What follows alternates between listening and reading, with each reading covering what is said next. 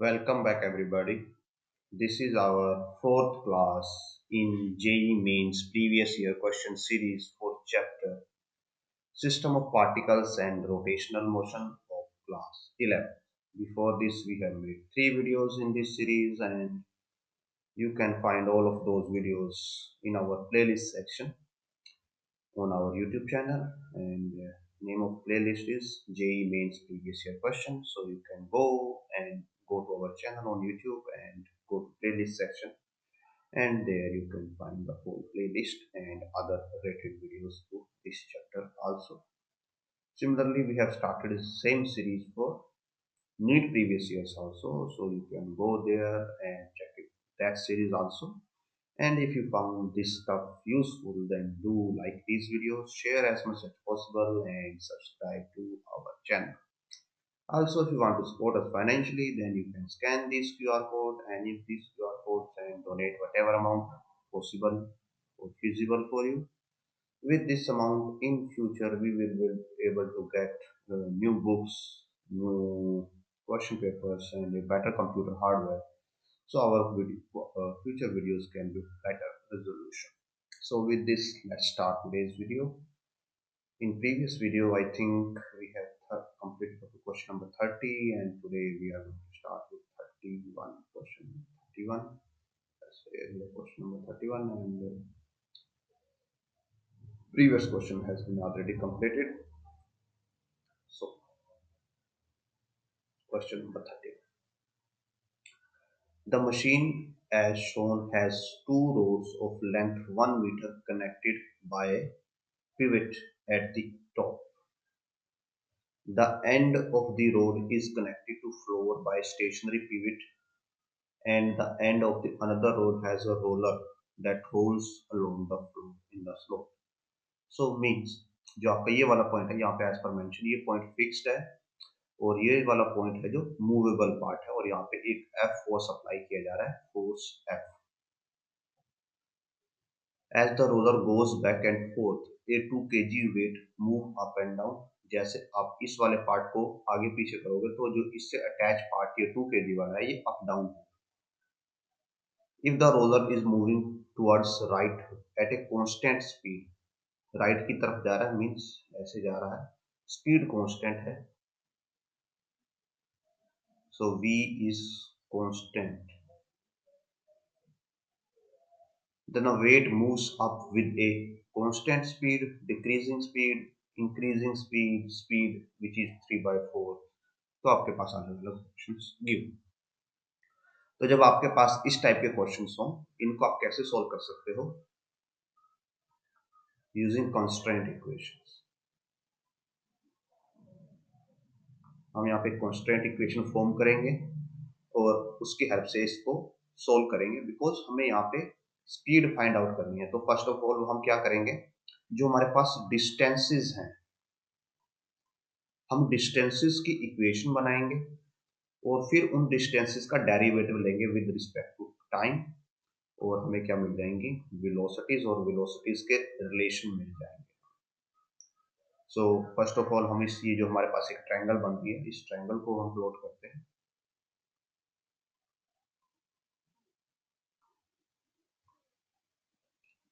तो कुछ हमारे पास इस टाइप का सिनेरियो है, और बीच में हम एक और लाइन लगा देते हैं.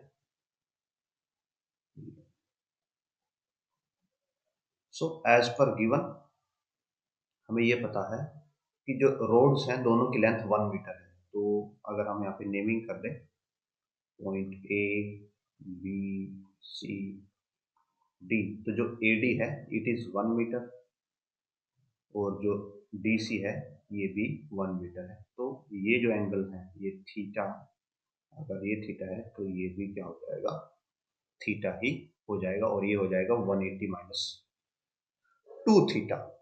नाउ जब ये वेट अप डाउन कर रहा है, 2 kg वाला वेट अप डाउन कर रहा है, तो इसके जो अप डाउन करने की वेलोसिटी होगी वो किस पे डिपेंड करेगी, वो डिपेंड करेगी डीबी पे.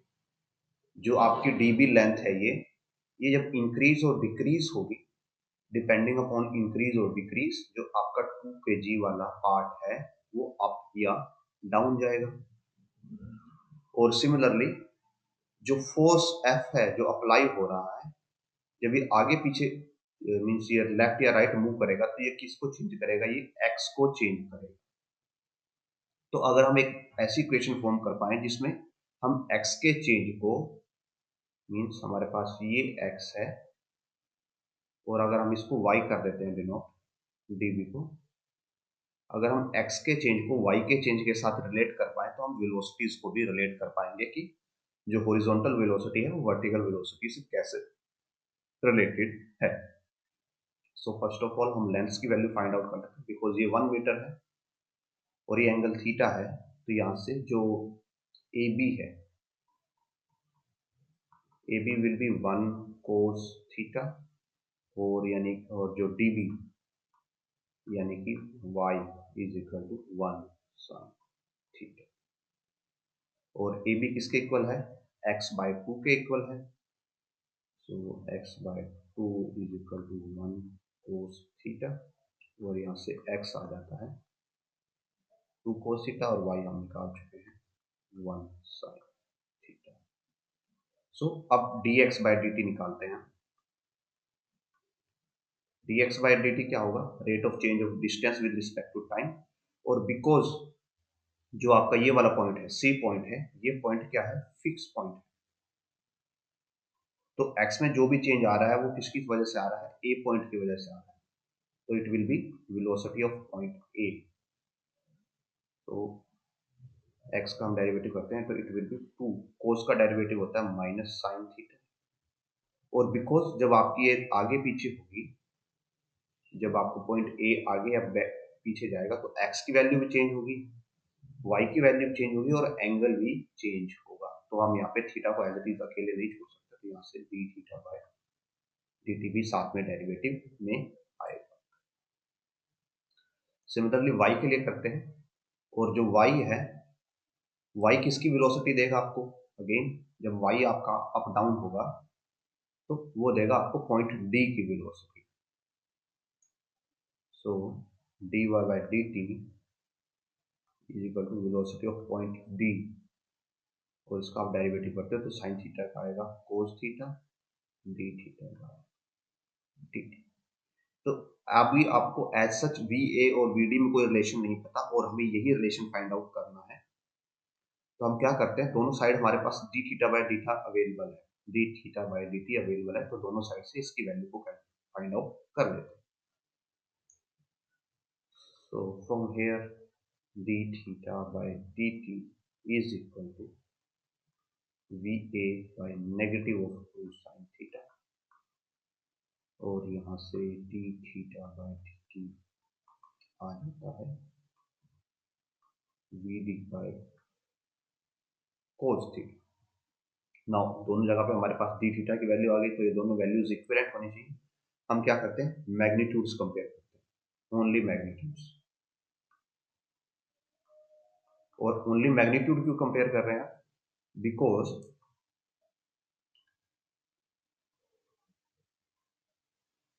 जो यहाँ पे नेगेटिव साइन है, ये नेगेटिव साइन जस्ट रिप्रेजेंट क्या करता है कि जो आपकी वेलोसिटी की डायरेक्शन। सिमिलरली जब इसको आप इधर की तरफ लेके जा रहे होगे, ये पॉइंट ए को आप राइट की तरफ लेके जा रहे होगे तो आपकी वेलोसिटी पॉजिटिव होगी, लेफ्ट की तरफ लेके जा रहे हो नेगेटिव हो जाएगी।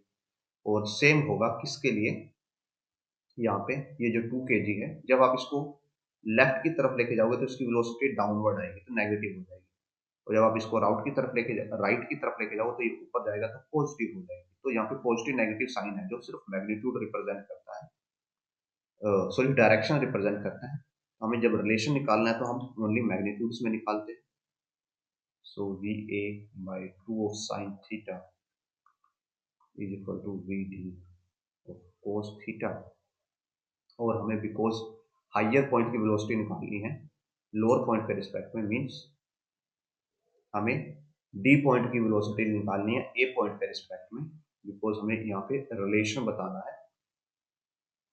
तो यहाँ से VD आ जाएगा VA cos theta by 2 sin theta और VA बाय 2 tan थीटा।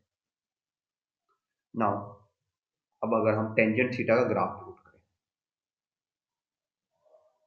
तो अगर ये हमारे पास यहाँ पे हम क्या ले लेते हैं, थीटा ले लेते हैं और यहाँ पे वैल्यू ले लेते हैं या नंबर आ जाएगा या टेंजेंट ऑफ थीटा ले सकते हो आप, तो इसका ग्राफ कुछ ऐसे आता है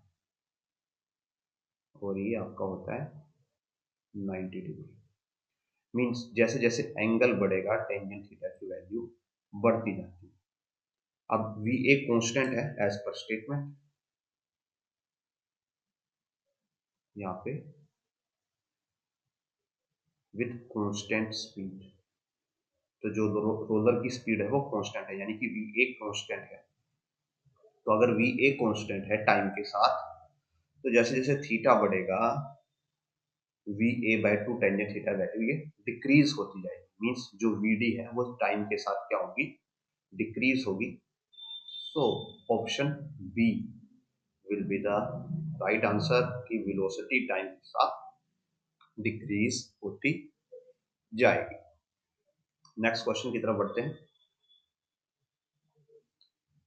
A slender uniform rod of mass m and length is pivoted at one end so that it can rotate in vertical plane. See in the figure. There is a negligible friction at the pivot. The free end is held vertically above the pivot and then released. The angular acceleration of the rod making angle theta with the vertical. तो road का हमें angular acceleration यहाँ पे बताना है। तो जो ये रोड होगी इसके एंगुलर एक्सेलरेशन कैलकुलेट करने के लिए व्हाट वी डू, इस पे जो लगने वाले फोर्सेस हैं हम वो फोर्सेस को देख लेते हैं। ये पॉइंट पे तो आपको ने इसको पिविट किया है और यहाँ पे जो रोड का क्या एक्ट कर रहा होगा, mg डाउनवर्ड एक्ट कर रहा होगा। अगर ये एंगल थीटा है तो ये एंगल भी क्या हो जाएगा, थीटा हो जाएगा। और सिमिलरली यहाँ पे जो रोड के नॉर्मल रिएक्शंस वगैरह भी एक्ट कर रहे होंगे, बट वट वी डू, अगर इसको हम पॉइंट ओ ले लेते हैं तो हम कैलकुलेट करते हैं यहाँ पे टॉर्क अबाउट पॉइंट ओ। तो ओ पॉइंट पे जो भी फोर्सेस एक्ट कर रहे थे आप उनको कंसीडर नहीं करोगे टॉर्क कैलकुलेट करने के लिए। So torque at point O किसकी वजह से आएगी, सिर्फ mg फोर्स की वजह से आएगी। तो ये हो जाएगा r क्रॉस mg फोर्स। और यहाँ पे r क्या होगा, बिकॉज जो लेंथ है टोटल l है, तो यानी कि इस mg फोर्स का distance from point o is will be l by 2 into mg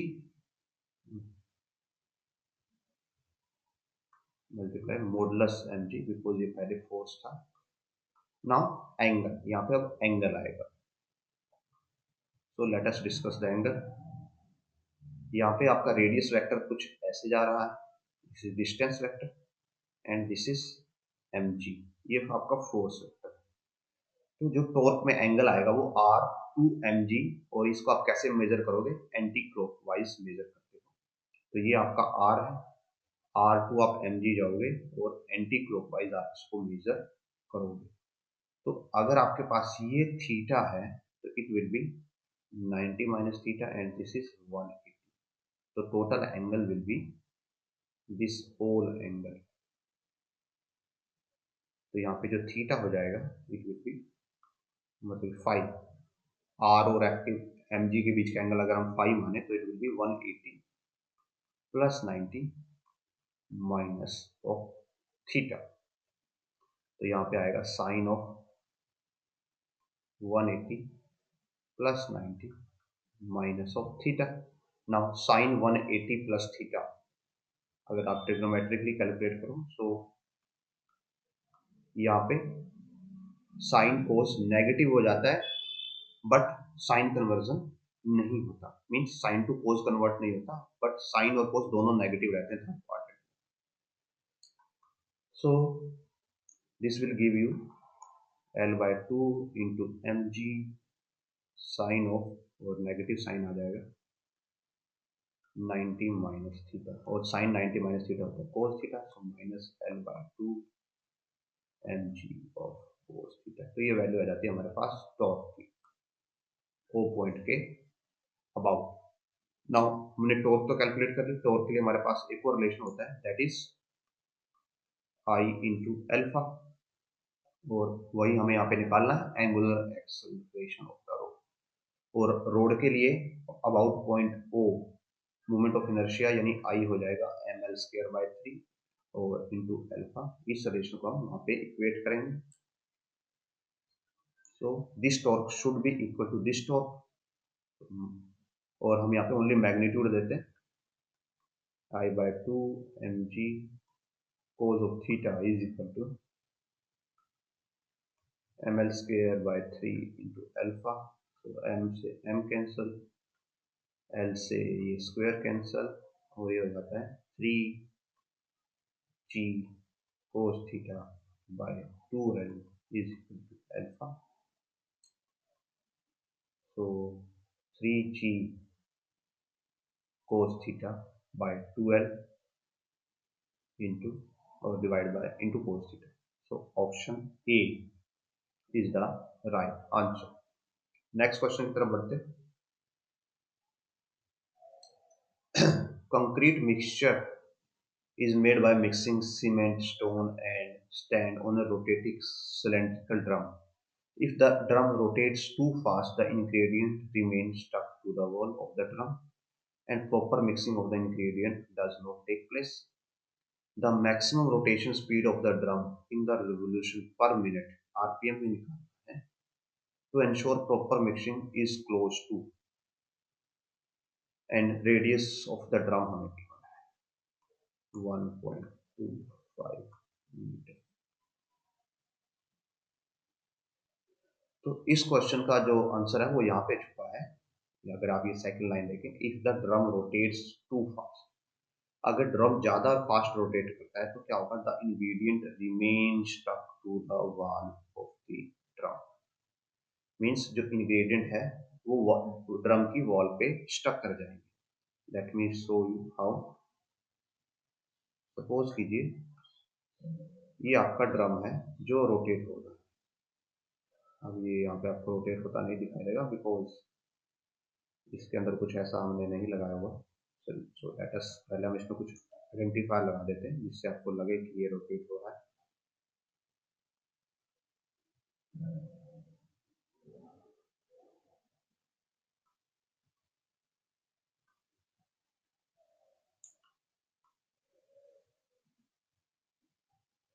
सो जब ये ऐसे रोटेट होगा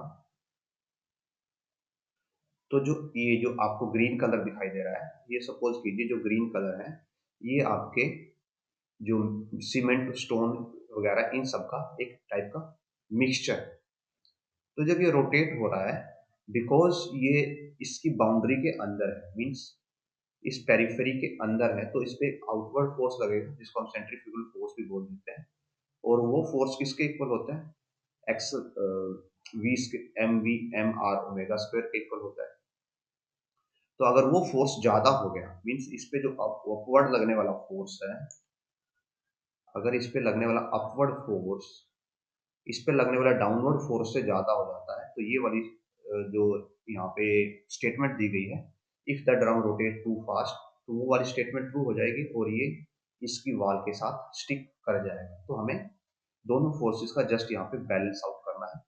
तो ऊपर वाला लगने वाला फोर्स क्या होता है, again usual m r omega square होता है, और जो डाउनवर्ड लगेगा दैट इज एम जी।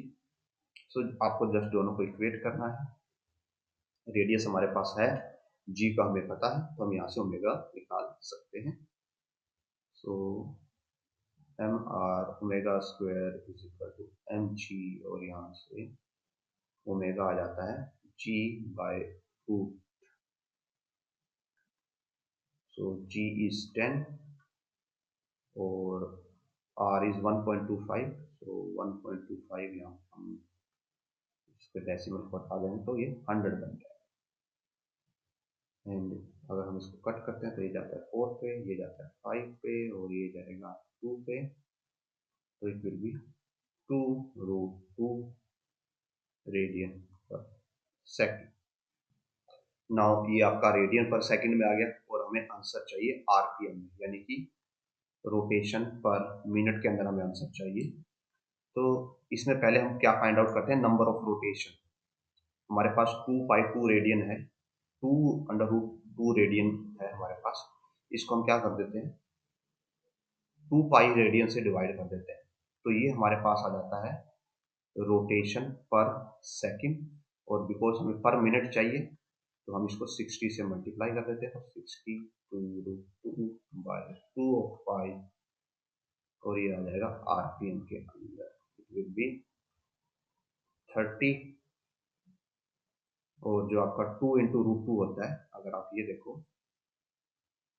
तो इट इज 1.41 मल्टीप्लाई 2, तो 2.82 होता है, और उसके डिवाइड पाई यानी कि 3.14 है, तो जब आप इनको डिवाइड करोगे तो ये अप्रोक्सीमेटली 0.9 देगा, और 0.9 को 30 से मल्टीप्लाई करोगे तो ये 27 दे देगा, जो कि हमारा आंसर ए से मैच होगा। ये जस्ट अप्रोक्सीमेशन है, आप थोड़ा आइडिया लगा सकते हो कि अगर आप 2.82 को 3.14 से डिवाइड करते हो, इट्स लाइक आप 28 को 31 से डिवाइड कर रहे हैं, तो ये आपको अप्रोक्सीमेट 0.9 ही देगा answer.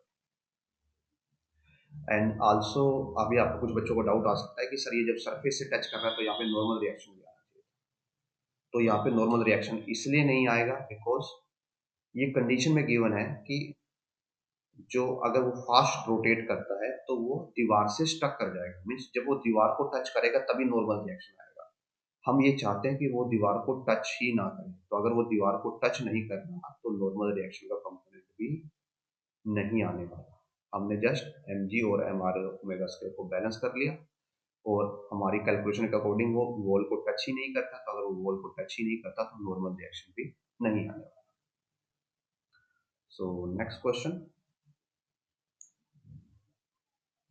a cubical box of side 30 centimeter is moving with velocity of 2 meter per second on a smooth horizontal surface. The surface has a bump at point O as shown in the figure. The angular velocity of the block immediately after it hits the bump is, तो यहाँ पे आपके पास एक bump है, इसको आप bump assume कर सकते हो, और सॉरी ब्लॉक अज्यूम कर सकते हो, और यहाँ पे बम्प। तो इस टाइप के क्वेश्चंस में जब आपको ये इस टाइप का ऑब्जेक्ट गिवन हो और ये जब यहाँ पे जैसे जाके स्ट्राइक करेगा, तो उस सिनेरियो में क्या होता है कि जो ये ऑब्जेक्ट है आपका रोटेट करता है,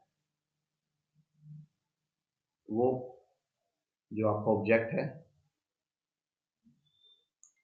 वो इस पॉइंट के अराउंड रोटेट करता है, इस टाइप का मोशन देता है। तो आपको क्या करना होगा, यहाँ पे एंगुलर मोमेंटम यानी एल कंजर्व करवाना होगा, बिकॉज जैसे ही वो यहाँ पे स्ट्राइक करेगा तो इस पर क्या लगेगी, इंपल्स लगेगी, किस टाइप की, एंगुलर इंपल्स।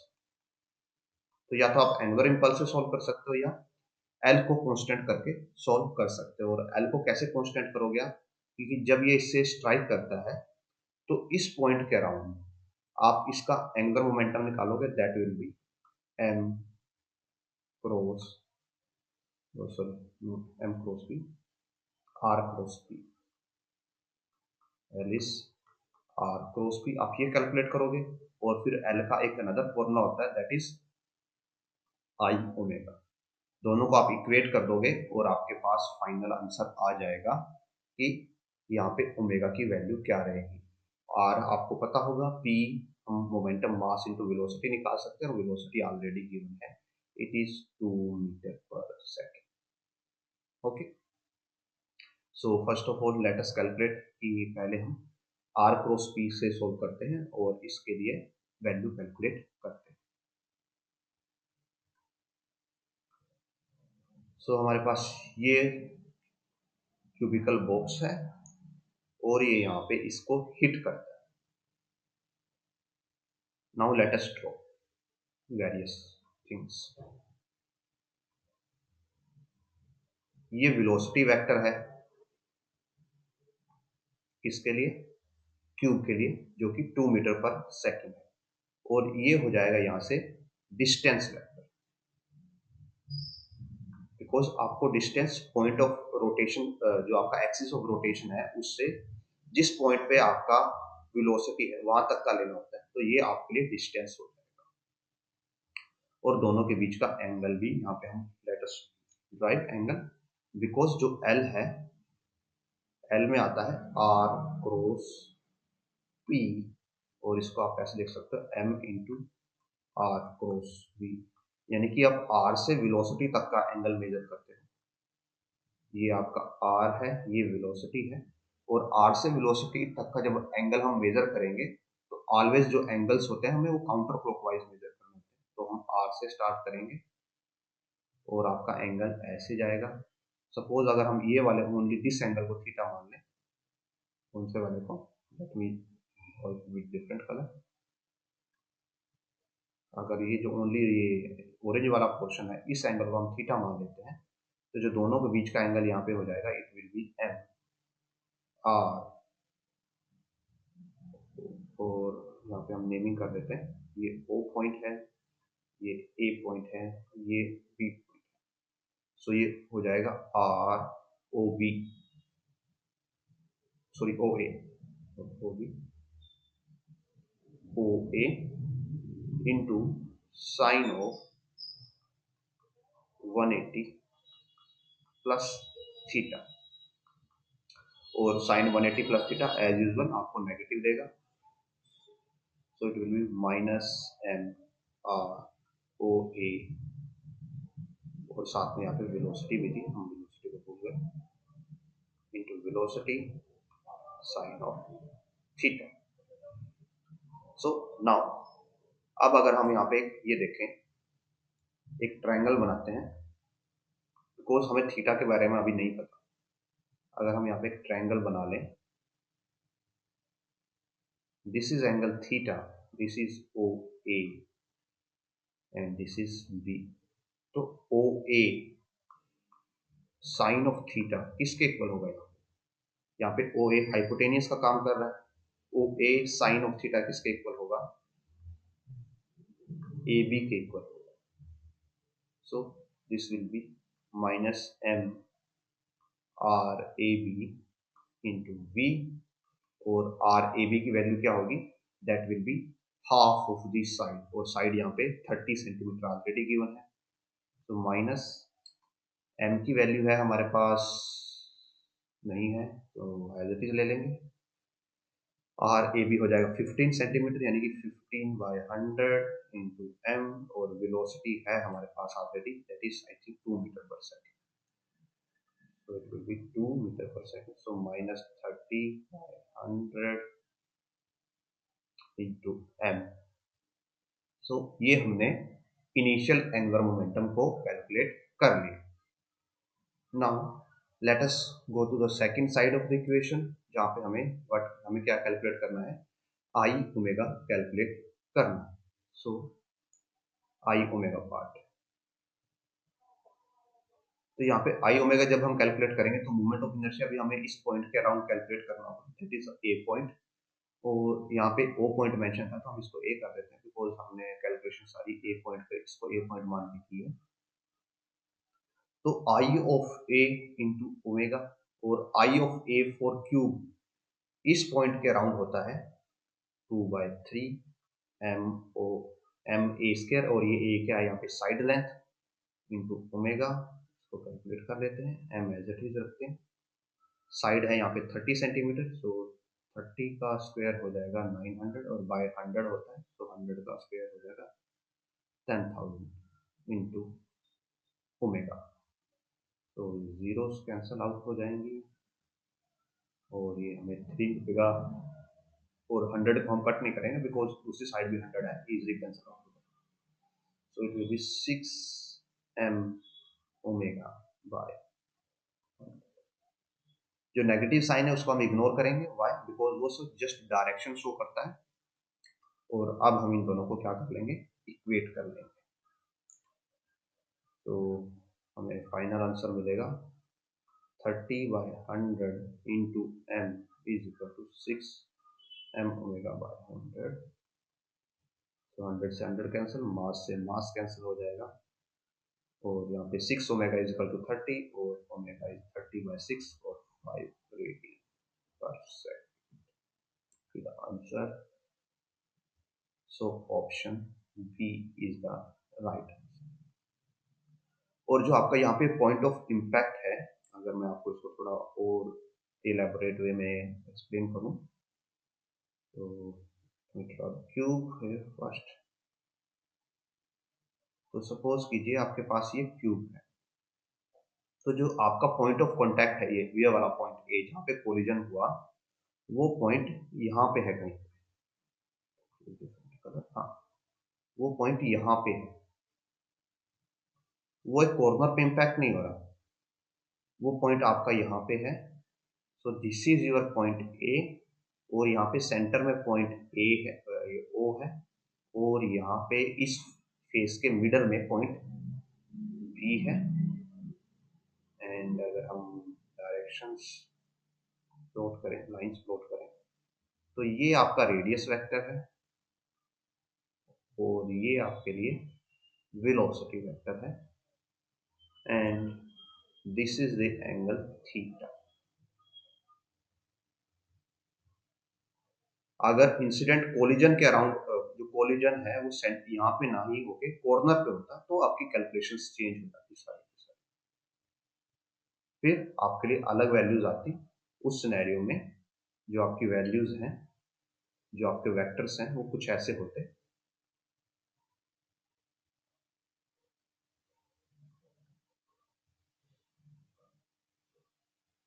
फिर आपका रेडियस वेक्टर इस पॉइंट से निकलता और ऐसे सेंटर की तरफ जाता, और जो वेलोसिटी वेक्टर है वो भी इस फेस के सेंटर से नहीं, फेस के कॉर्नर से निकलता। Means this is your point A, this is point O, this is point B, और जो ये बी पॉइंट है ये इस रेड लाइन को टच करता, और यहाँ पे आपका ये ए पॉइंट होता अगर कॉर्नर पे हम ये कोलिजन कॉर्नर पे गिवन होता। सो उस सिनेरियो में थोड़ा रोटेशन मैकेनिक्स बदल जाएगा, वैल्यूज बदल जाएंगे, थीटा और थीटा, और थीटा की वैल्यू बदलेगी, और जो आपका डिस्टेंस है इसकी वैल्यू भी चेंज हो जाएगी, बिकॉज अब आप डायगोनली ले रहे हो। सो आगे बढ़ते हैं नेक्स्ट क्वेश्चन की तरफ।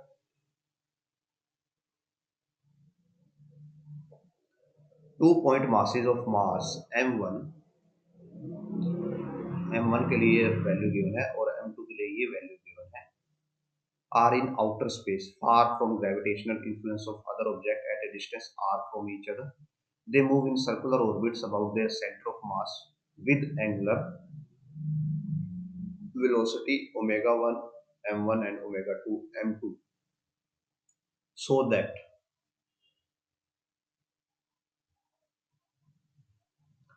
सपोज कीजिए कि हमारे पास दो मासेस हैं। अब देखिए जो आपके दो मासेस हैं उनको हम किस वे में एक ऑब्जेक्ट के अराउंड रोटेट करवा सकते हैं।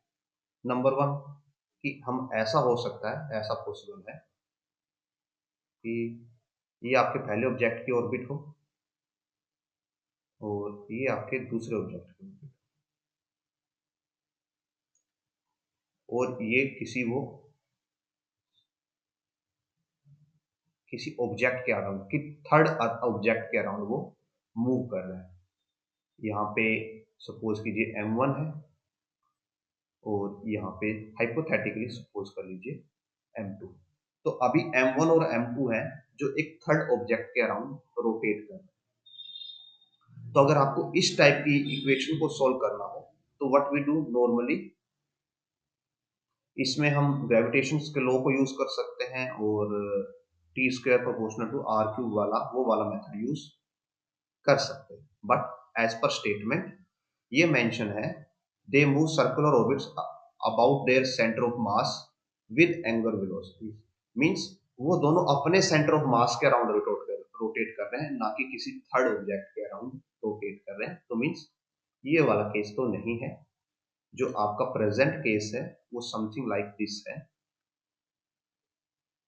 कि सपोज कीजिए ये कोई लाइन है, यहाँ पे m1 है और यहाँ पे m2 है, और यहाँ पे कहीं पे बीच में उनका सेंटर ऑफ मास है। नाउ अब ये दोनों ऑब्जेक्ट एक दूसरे के अराउंड रोटेट कर रहे हैं।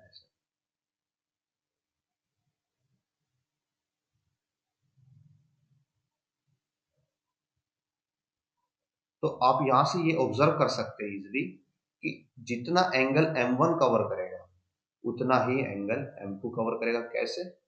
लेट अस इसको हम कॉपी करते हैं। सपोज ये स्टार्टिंग पोजीशन है एंड दिस इज ये कुछ टाइम के बाद की पोजीशन। तो इस सिनेरियो में क्या होगा कि जितना एंगल M1 ने कवर किया उतना ही एंगल M2 कवर करेगा।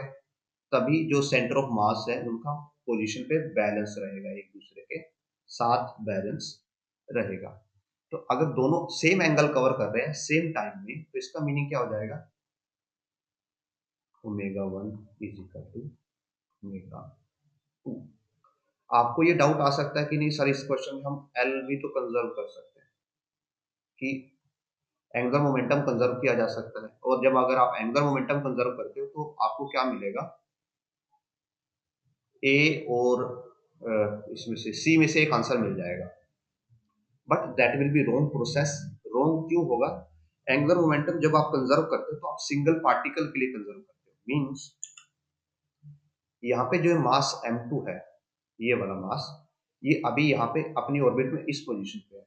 जब ये अपनी ऑर्बिट में घूम के किसी दूसरी पोजीशन पे चला जाता है तो इस पॉइंट पे जहाँ पे पहले था और इसी ऑर्बिट के अंदर दूसरे पॉइंट पे जब वो कहीं पे पहुंच गया तब एंगुलर मोमेंटम कंजर्व होगा। मींस पार्टिकल आपका या ऑब्जेक्ट आपका सेम रहना चाहिए। वो जब सेम ऑब्जेक्ट अपनी पोजीशन चेंज करता है तब उसके लिए आप एंगुलर मोमेंटम को कंजर्व कर सकते हो। आप अलग अलग दो ऑब्जेक्ट्स के लिए एंगुलर मोमेंटम कंजर्व नहीं कर सकते। ओके? या फिर उस सिनेरियो में क्या होना चाहिए कि वो दोनों ऑब्जेक्ट सेंटर ऑफ मास से बाउंडेड होने चाहिए। सो जो आपका पार्टिकल यहाँ पे है जब वो इधर पहुंच जाएगा इस पॉइंट पे तभी आप उसके लिए एंगुलर मोमेंटम कंजर्व कर सकते हो। और एंगुलर मोमेंटम कंजर्व करने का तरीका क्या होगा कि सपोज कीजिए पहले पार्टिकल यहाँ पे था तो इसके लिए डिस्टेंस था RA और वेलोसिटी थी VA। इस पॉइंट पे डिस्टेंस RB हो गया और वेलोसिटी VB होगी। तो इस सिंगल पॉइंट के लिए हम लिख सकते हैं that M2 RA VA is equal to M2 RB VB। तो यहाँ पे आप ऐसे एंगुलर मोमेंटम कंजर्वेशन अप्लाई कर सकते हो, पर वो सिंगल पार्टिकल के लिए होता है। तो सिस्टम ऑफ पार्टिकल्स के लिए ये वाला पार्ट आपका फॉलो नहीं होगा। अगर आपको सिस्टम ऑफ पार्टिकल्स पे एंगुलर मोमेंटम लगवाना है तो उनका total angular momentum, combined angular momentum आप कंजर्व कर सकते हो। बट आप उसमें फिर इंडिविजुअल पार्टिकल्स में रिलेशन नहीं निकाल पाओगे। सो दैट्स व्हाई यहाँ पे only this will be the answer कि जब वो रोटेट करेंगे अपने सेंटर ऑफ मास के अराउंड तो उनके जो थीटाज हैं वो कांस्टेंट रहे, इक्वल रहेंगे in equal time. Means omega is equal, omega 1 is equal to omega 2। Now अब आगे साथ में ऑप्शन दिया गया independent of F and dependent of F. And what is F? F is सिर्फ दोनों मासेस के बीच का कोई प्रोपोर्शनल कांस्टेंट है। सो independent of F because mass पे थीटा वेरी नहीं करता। जो इनके बीच का रोटेशनल जो रोटेशन की स्पीड होगी वो depending upon their gravitational force उस पर डिपेंड करेगी। So let us move to next question. 4 point masses each of mass m are fixed at the corner of a square of side L. The square is rotating with angular frequency omega about an axis passing through one of its corner of the square and parallel to its diagonal. As shown in the figure, angular momentum of the square about the axis. तो हमें square का angular momentum बताना है axis के around. So what we can do, ये हमारे पास rotation का axis है और यहाँ पे हमारे पास 4 मासेस हैं जिनको जोड़ के एक स्क्वायर बनाया गया है जिसकी साइड L है। सो हमारे पास जो यहाँ पे बिकॉज ये पॉइंट मासेस हैं, पॉइंट मासेस के लिए फॉर्मूला होता है m times d square moment of inertia के लिए, और d क्या है? Distance from axis of rotation, axis of rotation से डिस्टेंस होता है d। तो अगर आप यहाँ पे देखो, इसको पॉइंट ए लो आप, ये पॉइंट बी, ये पॉइंट सी और ये पॉइंट डी। तो पॉइंट ए तो बिल्कुल एक्सिस पे ही लाई करता है, तो इसके लिए कोई डिस्टेंस नहीं होगा। जो पॉइंट सी है, पॉइंट बी है और पॉइंट डी है, इनके लिए मोमेंट ऑफ इनर्शिया हमें मिलेगा। पॉइंट बी और पॉइंट डी का डिस्टेंस एक्सिस से इक्वल है, तो इनके मोमेंट ऑफ इनर्शिया भी इक्वल होंगे, और फिर हमारे पास पॉइंट सी का मोमेंट ऑफ इनर्शिया रिमेनिंग रह जाए। सो आई ऑफ ए तो हो जाएगा 0। Now I of B equal होगा आई ऑफ सी के, that will be mass. B point का और सबका मास तो इक्वल है, सो मास m। और कौन सा डिस्टेंस आएगा यहाँ पे, आपको परपेंडिकुलर डिस्टेंस लेना होगा एक्सिस से, ऑलवेज परपेंडिकुलर डिस्टेंस लिया जाता है, तो हमें ये वाला डिस्टेंस फाइंड आउट करना। और ये वाला डिस्टेंस कैसे फाइंड आउट किया जा सकता है, अगर आप देखो तो ये वाली लेंथ है जो हमारे पास, इट इज l। ये जो टोटल एंगल होता है, ये एंगल है 90 डिग्री, तो ये एंगल कितना होगा 45 डिग्री। वाई 45 डिग्री, बिकॉज यहाँ पे ये प्रॉपर स्क्वायर बन रहा है, तो ये एंगल क्या बनेगा 45 डिग्री का बनेगा। तो ये एंगल 45 है, ये लेंथ l है, तो ये बेस कितना हो जाएगा l cos 45 और l by √2 whole square, so it will be ml square by 2। now coming to I, sorry ये d होगा, coming to IC, it will be again mass time distance का स्क्वायर। और अब distance कितना आएगा, ये वाला डिस्टेंस आएगा। तो ये जो डिस्टेंस है, ये वाला डिस्टेंस है, वो इस डिस्टेंस का क्या हो जाएगा, डबल हो जाएगा। या फिर आप क्या कर सकते हो, यहाँ पे एक ट्रायंगल बना सकते हो आप।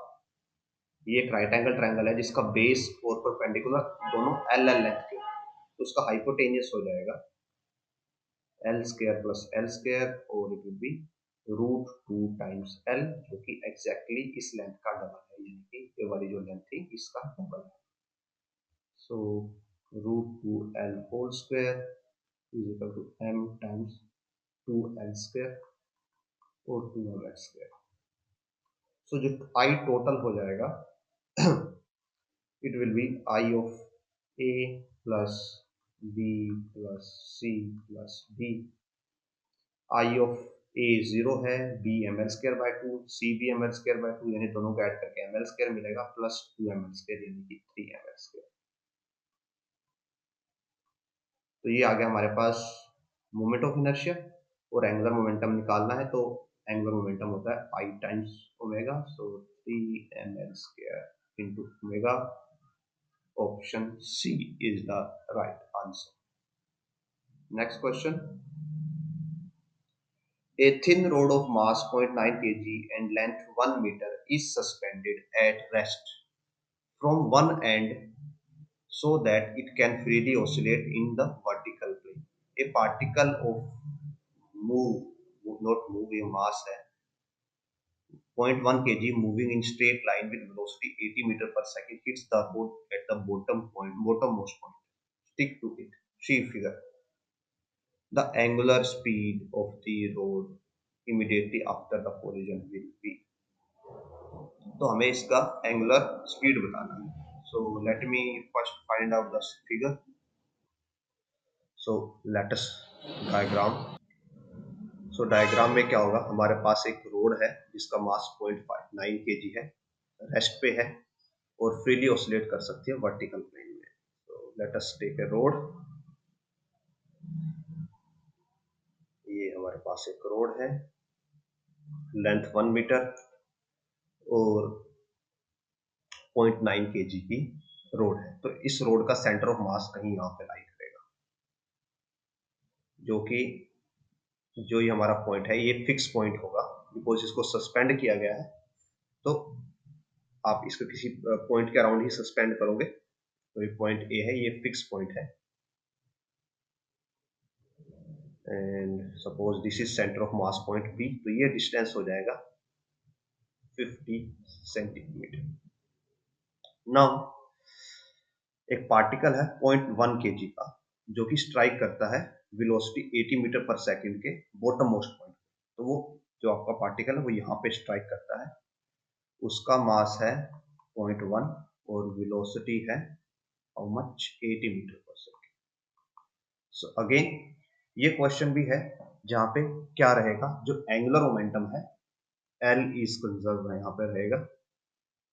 और L को कैसे कंजर्व करेंगे हम, पहले जो पार्टिकल है और सिंगल पार्टिकल का मोमेंट ऑफ एंगुलर मोमेंटम निकालेंगे, किस पॉइंट के अराउंड, पॉइंट ए के अराउंड। सो पार्टिकल का एंगुलर मोमेंटम हो जाएगा पॉइंट ए के around, mass of particle is 0.1 into radius, इस पॉइंट का ए पॉइंट से डिस्टेंस हो जाएगा 1 मीटर और वेलोसिटी है यहाँ पे 80 मीटर पर सेकेंड और इट विल बी एज सम, यहाँ पे फाइनल आंसर आ जाएगा 8 और इसकी जो यूनिट्स होंगी इट विल बी मीटर, हमारे पास इट इज एल होता है आर क्रॉस वी, आर की यूनिट होगी मीटर, मोमेंटम होता है मास इनटू वेलोसिटी और वेलोसिटी की होती है मीटर पर सेकेंड, सो kg मीटर स्क्वायर पर second something this will B units. और सिमिलरली जब दोनों मास एक साथ मूव करेंगे तो हमारे पास एंगुलर मोमेंटम हो जाएगा आई ओमेगा, सॉरी, जब दोनों ये मास इस पे स्ट्राइक कर जाता है तब जो मोमेंट ऑफ इनर्शिया यानी आई हो जाएगा, it will be I of rod plus M D square. I of rod इसके अलोंग निकालना है पॉइंट ए के अलोंग, तो वो होता है M L square by 3 plus M D square. M is rod का मास है 0.9, लेंथ है 1 का स्क्वायर बाय 3 प्लस मास है 0.1 पार्टिकल का और उसका डिस्टेंस रूट से है 1, तो 1 का स्क्वायर। जब आप इसको करते हो ये 0.3 देगा और ये प्लस में 0.1 ही रहेगा, तो ये कंबाइंड में देगा 0.4 and because L is conserve, तो L कंजर्वेशन में L इज इक्वल टू क्या होता है, L is equal to I omega, तो यहाँ से जो आई ओमेगा निकालेंगे हम वो L के इक्वल होना चाहिए और L की वैल्यू है हमारे पास यहाँ पे 8, यहाँ से 0.4 और यहाँ पे आ जाता है ओमेगा, सो यहाँ से ओमेगा की वैल्यू आ जाती है 20 रेडियन पर सेकेंड। सो दैट्स हाउ आप एंगुलर मोमेंटम के कंजर्वेशन का यूज करके यहाँ पे एंगुलर मोमेंटम की वैल्यू को कैलकुलेट कर सकते हैं।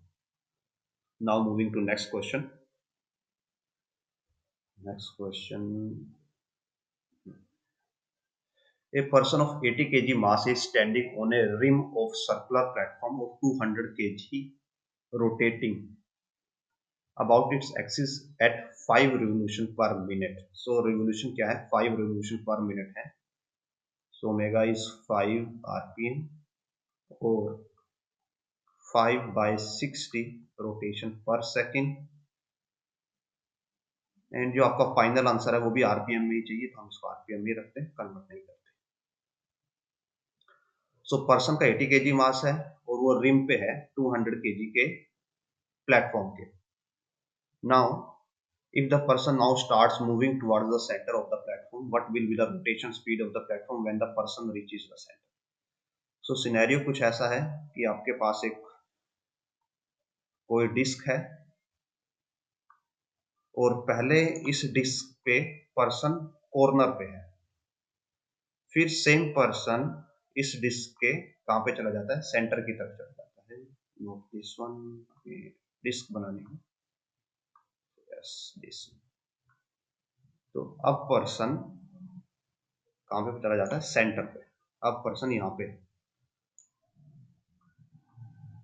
अब पर्सन यहाँ पे चला जाता है, तो हमें या इस टाइम पे डिस्क की ओमेगा इनिशियल थी, अब हमें यहाँ पे ओमेगा फाइनल बतानी है कि ओमेगा फाइनल कितनी होगी। तो अगेन बिकॉज यहाँ पे कोई एक्सटर्नल फोर्सेस इन्वॉल्व नहीं है, एक्सटर्नल फोर्सेस इन्वॉल्व नहीं है तो मीन्स जो टॉर्क है वो जीरो है, और अगर टॉर्क जीरो है तो means L is constant. External forces क्यों इन्वॉल्व नहीं है, वैसे तो यहाँ पे फ्रिक्शन भी इन्वॉल्व होगा बिकॉज ये पर्सन है जो यहाँ से वॉक करके यहाँ तक जा रहा है, बट जो फ्रिक्शन है वो इंस्टेंटेनियस फोर्स है, मीन्स वो स्टार्टिंग में होगा बाद में फिनिश हो जाएगा, फिर से होगा, जैसे पर्सन वॉकिंग कर रहा होगा तो उस टाइम पे होगा और बाद में फिनिश हो जाएगा, तो पर्सन तो जो फ्रिक्शन है वो इंस्टेंटेनियस फोर्स है, और इंस्टेंटेनियस फोर्सेस को हम काउंट नहीं करते एक्सटर्नल फोर्सेस में। सो दैट्स वाई यहाँ पे कोई एक्सटर्नल फोर्स नहीं है, और सो टॉर्क इज जीरो और एल इज कांस्टेंट, और अगर एल इज कांस्टेंट तो यानी कि I initial into omega initial is equal to I final into omega final. So I initial क्या होगा, स्टार्टिंग में पर्सन आउटसाइड पे था और ये हमारे पास डिस्क है, तो डिस्क का मोमेंट ऑफ इनर्शिया क्या हो जाएगा, हाफ एम आर स्क्वायर, और उसको हम नॉर्मली आई डी बोल सकते हैं। सो डिस्क का moment of inertia half M R square plus moment of inertia of person आएगा, और पर्सन का मोमेंट ऑफ इनर्शिया, पर्सन को आप पॉइंट मास मान सकते हो जो कि रेडियस के इक्वल डिस्टेंस पे है, बिकॉज वो स्टार्टिंग में कहां पे खड़ा है, रिम के ऊपर खड़ा है, standing on the rim. So person का मोमेंट ऑफ इनर्शिया आ जाएगा mass of person 80 into radius का स्क्वायर। स्टार्टिंग ओमेगा है 5, और ये आरपीएम में है, तो हमारा आंसर भी आरपीएम में ही आएगा, और वही हमें चाहिए, इन आरपीएम चाहिए। फाइनल सिनेरियो में आ जाते हैं कि जब पर्सन तो सेंटर पे आ जाता है, तो डिस्क का मोमेंट ऑफ इनर्शिया तो half M R square as it is रहेगा, बिकॉज पर्सन सेंटर पे आ गया तो उसका डिस्टेंस जीरो हो जाता है, तो उसका मोमेंट ऑफ इनर्शिया जीरो हो जाएगा, मल्टीप्लाई ओमेगा एफ। तो यहाँ पे आप देख सकते हो कि जो आर स्क्वायर है वो सब में कॉमन आके कैंसिल आउट हो जाएगा। सो आर स्क्वायर कैंसल, यहाँ से half of mass of disc, और डिस्क का मास हमारे पास 100 kg आई थी, 200 kg। So 200 by 2 plus 80 into 5 is equal to 200 by 2 यानी कि 100 इंटू ओमेगा एफ। सो यहाँ से हमें मिलता है 100 प्लस 180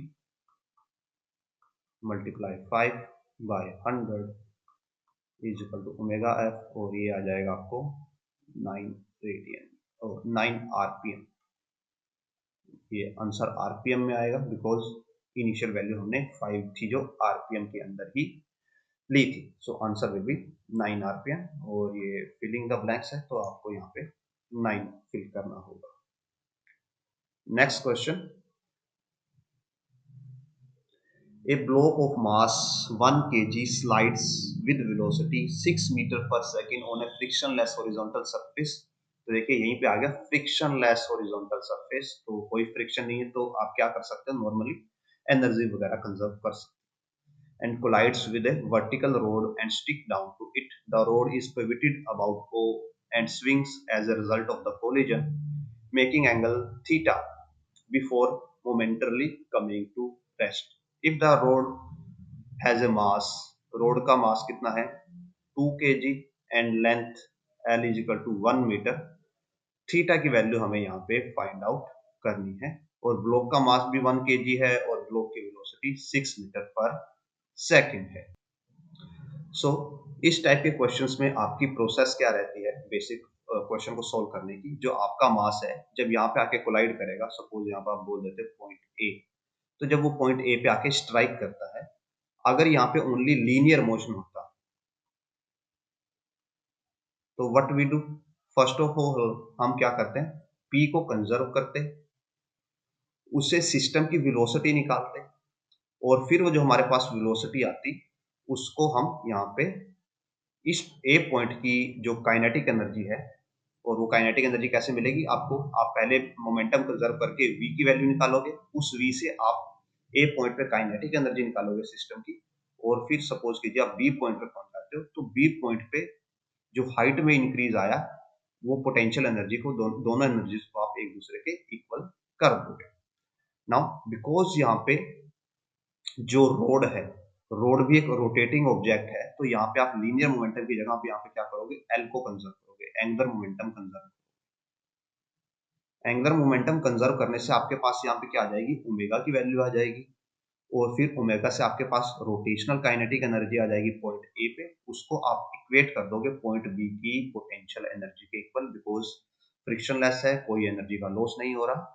सो दैट्स हाउ ये बेसिक प्रोसेस रहेगा इस क्वेश्चन को सोल्व करने के लिए। सो फर्स्ट ऑफ ऑल हम एंगुलर मोमेंटम कंजर्व करते हैं, सो एंगुलर मोमेंटम हो जाएगा mass of block 1, velocity of block 6 and distance of block from point O जो कि लेंथ के इक्वल होगा और लेंथ 1 मीटर है, so 161 in equal to I omega आता है। यहाँ पे आई रोड के लिए अबाउट पॉइंट O होगा ml²/3 और m की वैल्यू रोड के लिए 2 kg है,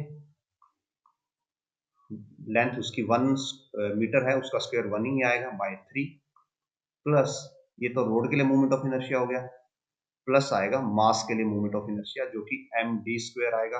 मास है ब्लॉक का 1 kg और डिस्टेंस उसका अगेन l है जो कि 1 के इक्वल है और 1 का स्क्वायर 1 ही होता है इनटू ओमेगा। ये हमने क्या किया है, mvr is equal to ml²/3 plus ये ब्लॉक है, ये रोड का मास है, ये ब्लॉक का मास है md² इनटू ओमेगा। ये हमने बेसिकली यहाँ पे सॉल्व किया है। So it will be 6 equals to 2/3 plus 1 into omega और यहाँ से इसको जब आप सॉल्व करोगे 6 is equal to 5/3 into omega और ओमेगा आ जाता है 18/5 मीटर और सॉरी रेडियन पर सेकेंड। सो दैट्स हाउ हमारे पास ए पॉइंट पे ओमेगा की वैल्यू आ जाती है। नाउ कंसीडरिंग कि जब ऑब्जेक्ट आपका बी पॉइंट पे पहुंच जाता है तो ये आपके पास हाइट कितनी अटेन करता है, सपोज h हाइट यहाँ पे अटेन होती है। नाउ जो आपके पास पहले सिंपल वाले क्वेश्चन होते थे आप उसमें नॉर्मली h हाइट ले सकते थे, इजीली ले सकते थे और आपको h हाइट भी आप निकाल सकते थे, that will B l minus l cos theta. I will show you how कि ये कैसे आया। बट इस सिनेरियो में यहाँ पे मास भी ऊपर जा रहा है और रोड भी ऊपर जा रहा है, तो आपको जो हाइट का चेंज मास के लिए ले रहे हैं सेम हाइट का चेंज आपको रोड के लिए भी लेना होगा और दोनों की अलग अलग आपको पोटेंशियल एनर्जी के चेंजेस को काउंट करना होगा, तभी आप इस क्वेश्चन को सॉल्व कर पाएंगे। Late me show you how. So first of all हम ये पूरा सिस्टम ड्रॉ करते हैं।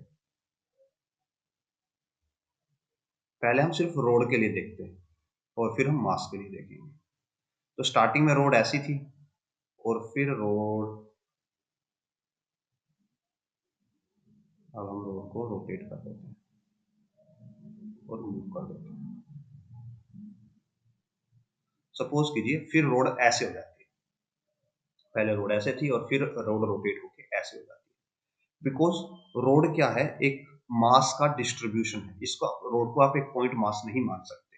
अगर आप उसको as a point mass consider करना है तो आपको क्या करना पड़ेगा, रोड का सेंटर ऑफ मास लेना पड़ेगा जो कि यहाँ पे होगा और ये वाला डिस्टेंस पॉइंट O से कितने डिस्टेंस पे होगा, it will B eight l/2 और जब ये पॉइंट यहाँ से यहाँ मूव करेगा तब भी ये किस डिस्टेंस पे होगा, l/2 पे। जब रोड रोटेट करेगी, सपोज कीजिए वो एंगल थीटा रोटेट करती है एज पर यहाँ पे मेंशन, तो उसका सेंटर ऑफ मास जो पहले l/2 डिस्टेंस पे था वो रोटेट करने के बाद भी पॉइंट O से l/2 डिस्टेंस पे ही रहेगा। तो जो रोड का सेंटर ऑफ मास जो मूव किया है distance, that will B only this. ये इसके पहले हाइट को फाइनल हाइट को रिप्रेजेंट करता है और ये इसकी इनिशियल हाइट को रिप्रेजेंट करता है।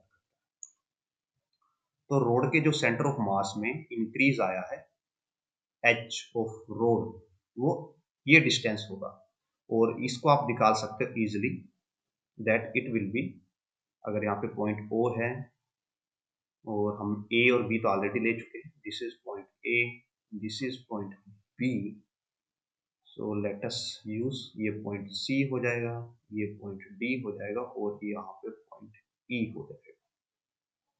सो HR की वैल्यू आपके पास आएगी OD माइनस OE और OD की वैल्यू है l/2 और OE की वैल्यू है l/2 cos ऑफ थीटा।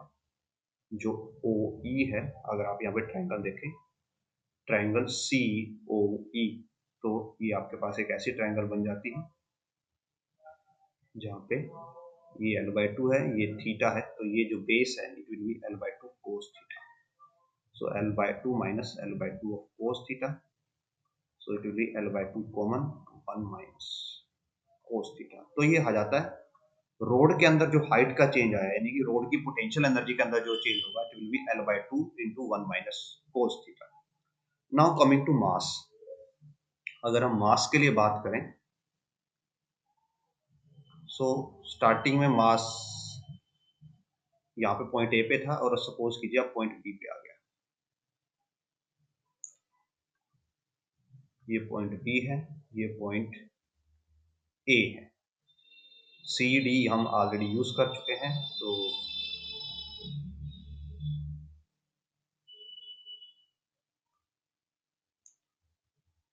ये ओ है. अब यहाँ पे हम एफ पॉइंट बना लेते हैं. तो जो मास है जो पॉइंट ए से पॉइंट बी पे गया, उसकी पोटेंशियल एनर्जी में चेंज किसकी वजह से आया है? इस हाइट की वजह से आया है. इसको आप बोल सकते हो एच ऑफ मास. सो यहां से जब आप एच ऑफ मास ये वैल्यू निकालना चाहते हो, तो ये किसके इक्वल होगी? एफ ए के इक्वल होगी. Height for mass will be equal to F A. और ये किसके इक्वल हो जाएगी? ओ ए माइनस ओ एफ. ओ ए की वैल्यू है, ये पूरी वैल्यू आपके पास एल के इक्वल है, road of length.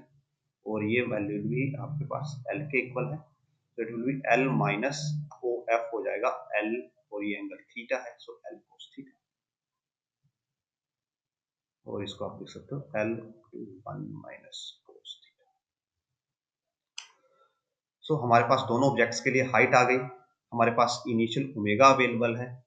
So what we can write that change in kinetic energy conservation से is equal to change in potential energy. और काइनेटिक एनर्जी क्या हो जाएगी? Half I of system into omega square is equal to potential energy का change किसके अंदर? Rod के अंदर, प्लस पोटेंशियल एनर्जी का चेंज किसके अंदर? मास के अंदर. ये हमारे पास दोनों के चेंजेस भी हमने साइड में लिख दिए हैं. सो हाफ ऑफ सिस्टम का मोमेंट ऑफ इनर्शिया क्या होगा? Moment of inertia of rod plus moment of inertia of mass, जिसको हम ऑलरेडी कैलकुलेट कर चुके हैं. यहाँ पे ये था moment of inertia of road, moment of inertia of mass. ये हमारे पास आया था 5/3. सो 5/3 इंटू ओमेगा है 18/5 और इसका स्क्वायर है, so 18/5 equal to potential energy of rod. So potential energy of rod क्या होगा? Mass of rod into height of rod into G. Potential energy of mass of mass, height of mass into G. So mass of rod 2 kg है, height of rod यहाँ पे हम calculate कर चुके हैं. This is L/2 into 1/2 cos theta. L/2 into 1 minus cos of theta into G, plus block का mass है 1 और हाइट है 1 minus cos theta into G. Now solving this side, अगर हम इसको सॉल्व कर दें तो दिस गिव्स टू 6 और ये 5 से 5 कैंसिल हो जाता है और ये 3 पे कैंसिल हो जाता है. तो ये वाली साइड से हमें मिलता है 54/5 इक्वल्स टू 2 से यहाँ पे 2 कैंसिल हो जाएगा. तो देखिए L into 1 minus cos theta g, L into 1 minus cos theta g, तो ये बन जाएगा 2 L into 1 minus cos theta into g. अब हम क्या करते हैं, 2 इंटू जी किसके इक्वल हो जाएगा? 20 के इक्वल हो जाएगा. और इस 20 को हम इधर नीचे लेके आ सकते हैं. सो 54 इंटू 5/20, एल की वैल्यू 1 है equal to 1 minus cos theta. ये 100 हो जाएगा, 100 को आप 54 से डिवाइड करोगे तो ये देगा 0.54 और यहाँ से कोस ऑफ थीटा आ जाता है 1 माइनस 0.54 और ये हो जाता है 0.46.